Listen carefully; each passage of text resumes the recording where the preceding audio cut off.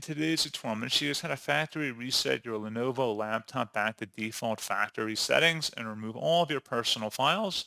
So this should hopefully be a pretty straightforward process here, guys. And without further ado, let's go ahead and jump straight into it.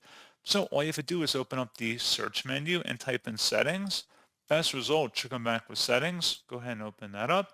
And then on the left panel, select System. On older versions of Windows, you may need to select Update and Security. And then on the right panel, scroll down and select Recovery. And then underneath Recovery Options, select Reset this PC. Choose to keep or remove your personal files and then reinstall Windows. And then once you select the Reset PC option, you would select Remove Everything, remove all of your personal files, apps, and settings, and then follow through with the on-screen wizard for that. And that's pretty much all you'd have to do. So pretty straightforward process, guys. And as always, thank you for watching. I do hope that was able to help you out, and I do look forward to catching you all in the next tutorial. Goodbye.